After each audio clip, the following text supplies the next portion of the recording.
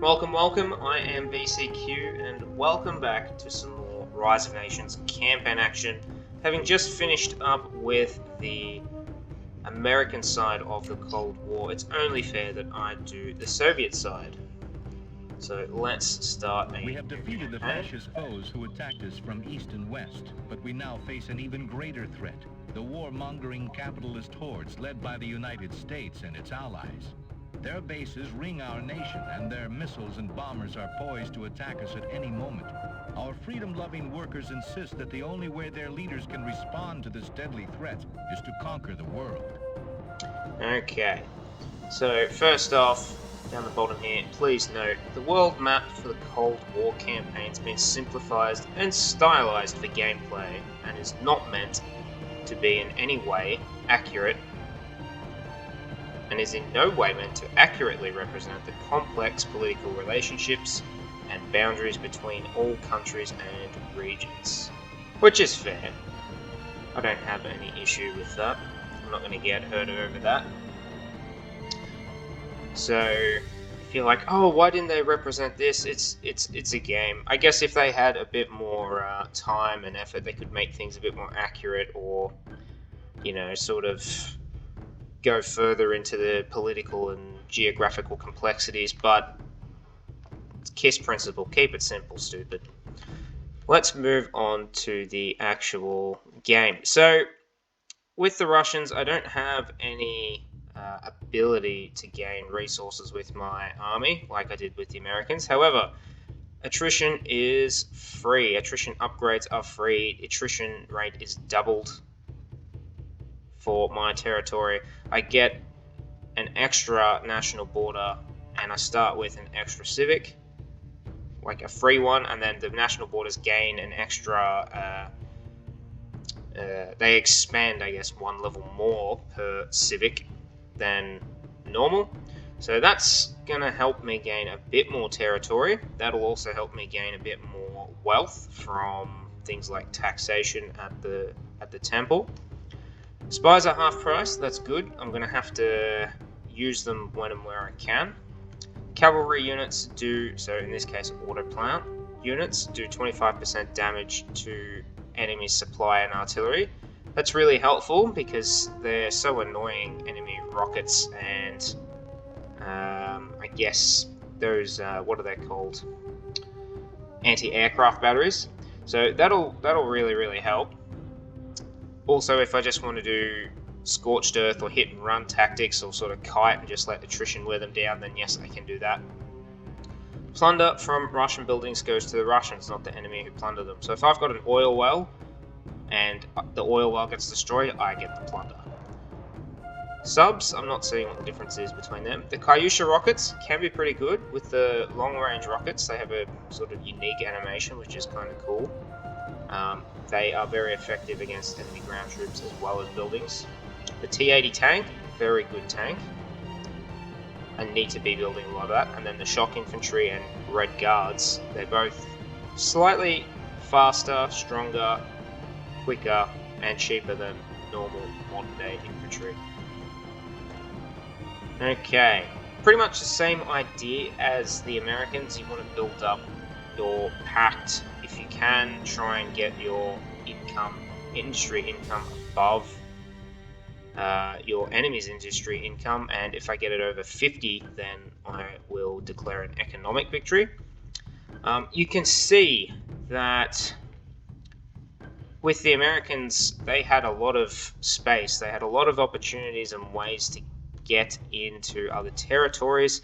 With the Soviets, I can't. I'm boxed in by NATO everywhere in Europe. So if I try to move around, again, boxed in. I can go sort of towards Asia. That's pretty much my only route. I can't go to Japan, because also NATO. Oh no, it's not. Oh yes, it is. Did it say it was NATO? American's client state. Okay. However, there are a few unique scenarios like Operation Caribou. And then if I come all the way back here, okay, that's a normal skirmish airlift, but there's Operation Lowenzen, or Loenzan, or however you pronounce that. So I think there will be 2 or 3 unique scenarios here, plus a fair few unique scenarios. I'm hoping at least 2 or 3 for America. It's also quite difficult to gain a foothold into South America, or Central America, I guess I could say. Let's try and get some diplomacy going. So you should become a client state. Nothing to offer that will give up our independence.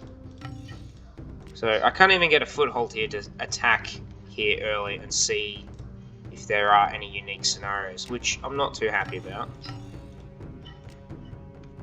So the whole purpose of this is to find unique scenarios. But that may change later on. I'm assuming Cuba will be unhappy with the United States. They'll turn, and then there will be another Bay of Pigs crisis, I think. But the problem is also Africa. They also don't have anything that they want to give up their independence on. So maybe it's just after the first turn. Might change once they get a bit more tribute. Yeah, see, nothing. So we're pretty limited in the starting scenarios that we can do. Perhaps India? Okay, nothing. So what I will do before any of that is I will launch a espionage mission. So this is espionage mission number 1, Infiltration. Let me jot that down.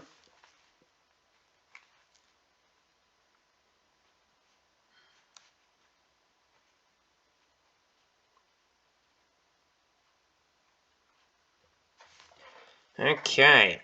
Use spies to infiltrate enemy cities in America's heartland. It's suspected that an important technology will be found here. Be careful about what you capture, as taking an enemy city will end the mission with my defeat. Cool. Why would I be grabbing a city? I've got 4 units.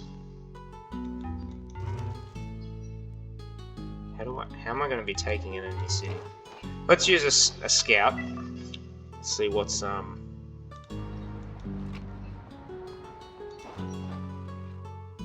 just going to plonk him there. Ah, okay.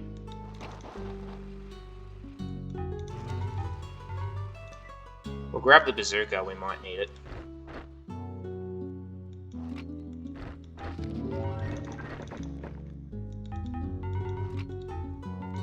We've got 15 minutes to do this, but there are only 3 cities.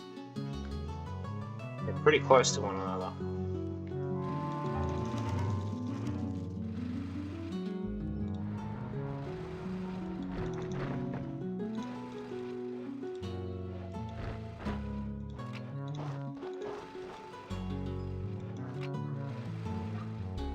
We're going to use some special forces to hopefully take that machine gun out.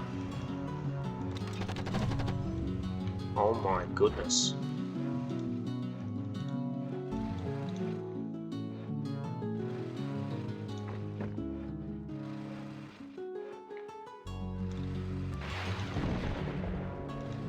Okay, that did not go how I expected it to.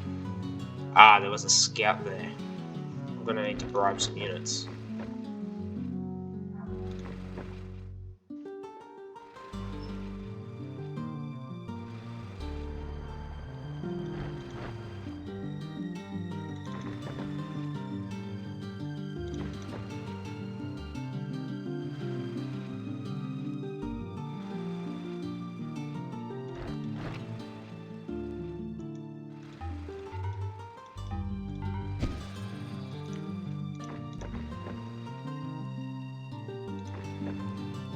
Okay, I'm going to creep around.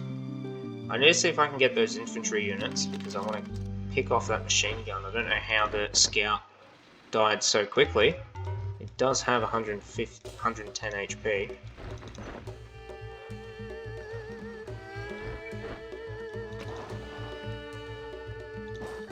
Actually, I need the scout.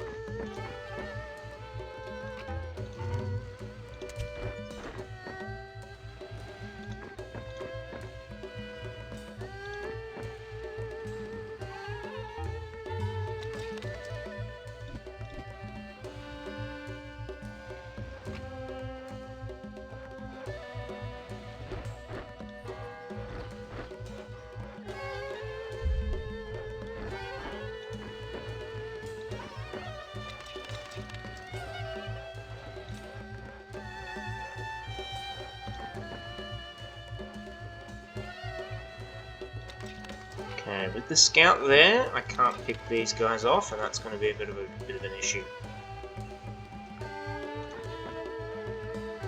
Let's come back around to the side.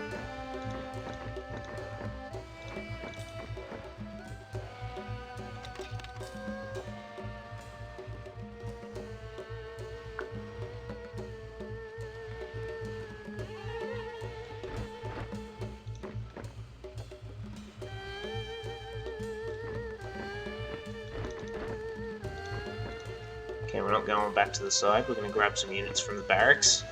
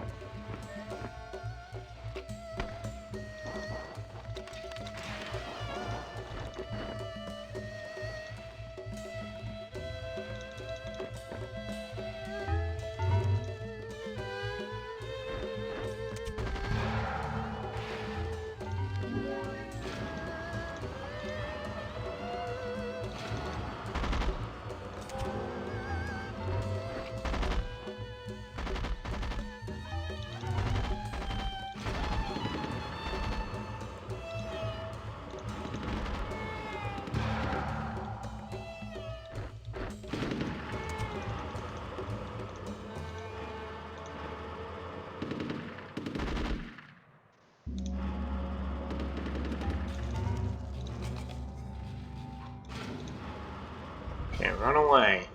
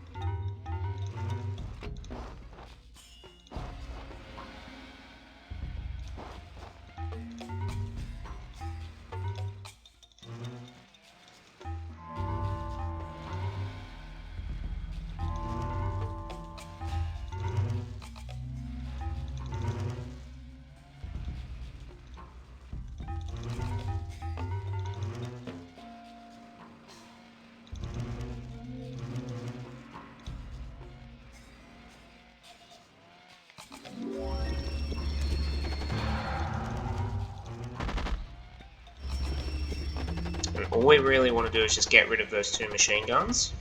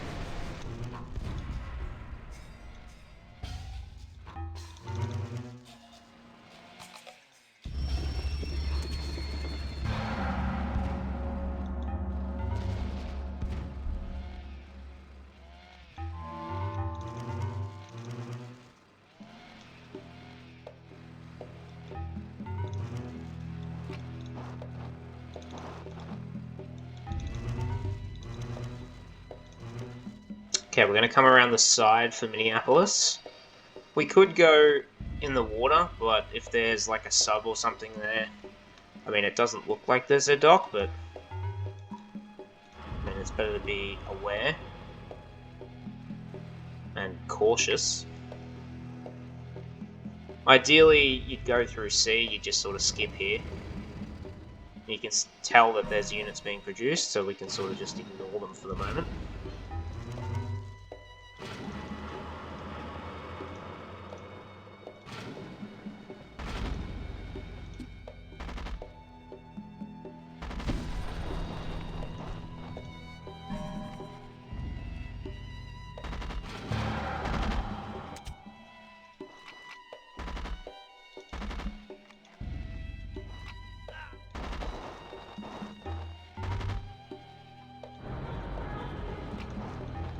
Okay, since there's scouts patrolling,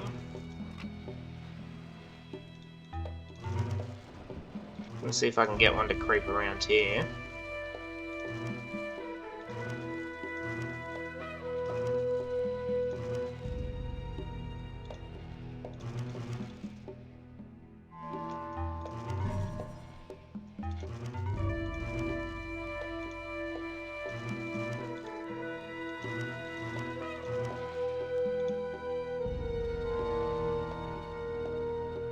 And there we have it.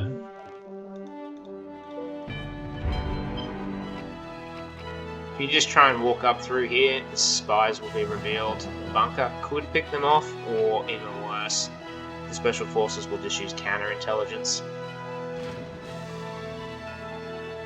And they'll kill your spies. Something like that. If you need to, you can just keep grabbing tanks or infantry. You can sort of use them as a decoy or just weaken defenses, which is primarily what you should do.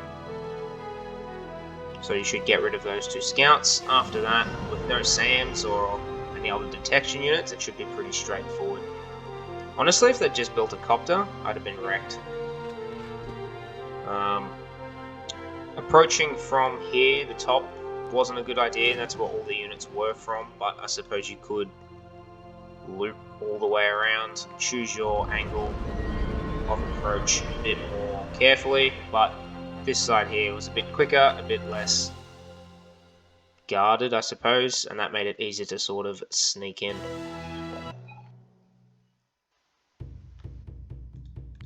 Any questions, queries, or comments, let me know in the comment section down below. Otherwise, thanks for watching.